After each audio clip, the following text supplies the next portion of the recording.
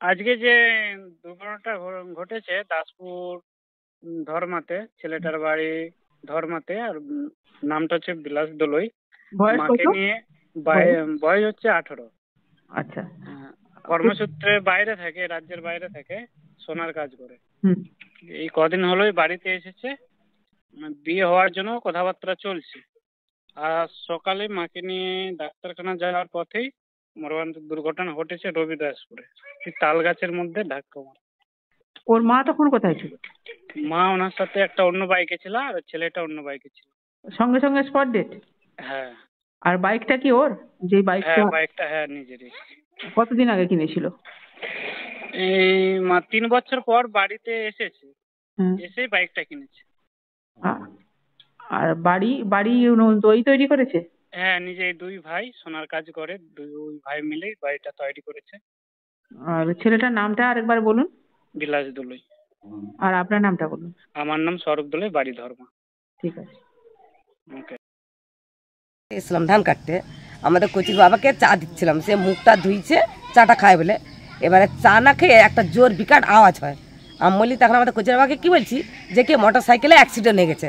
যা বলছে সে চা না খেয়ে আমরা সবাই ডাকাডাকি করে ছুটে এসেছি বাঁধকে।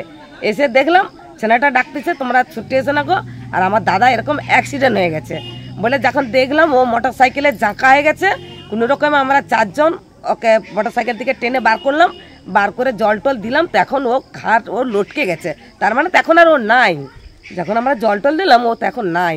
তখন এই দাঁতগুলো ভেঙে গেছে, এই দিনটা ধাক্কাকে এই যে গতটার মতো রক্ত জমে গেছে, অন্য রক্ত দিচ্ছে। আমরা অনেক জল দিলাম। ছেলেটাকে বললাম যে তুই যা তোদের বাড়ির খবর দে বলতে, তাকে একটা মোটর সাইকেলে তাকে পাঠিয়ে দিলাম। সে তাদের বাড়ির সব তার মামিনাকে এলো, আসার পরে আর পরপর সবাই এসে তাকে টোটোই করে তুলে দিলাম আর কি। টোটো ওই যে মাদারের লাইনই বলছে মারা গেছে। ছেলেটা কোন যে এলো সে মারা গেছে, মানে তার মানে ওখানে স্পটেই মারা গেছে সে।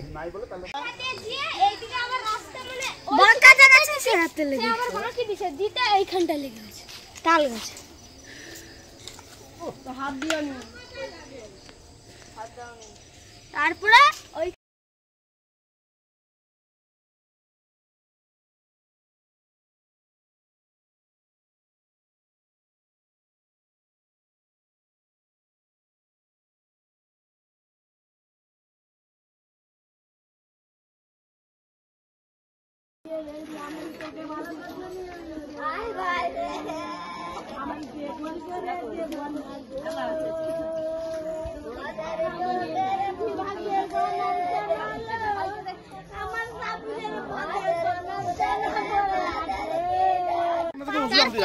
উঠে গেছে তাই জন্য।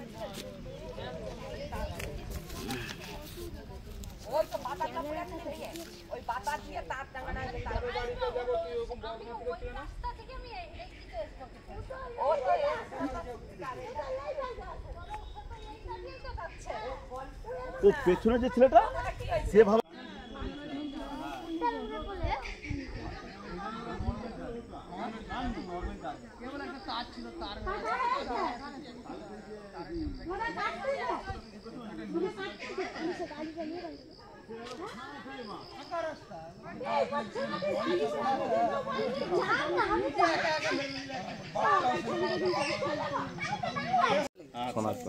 আমি জানি না ও যেমন আমাকে বলছে, আমি তারা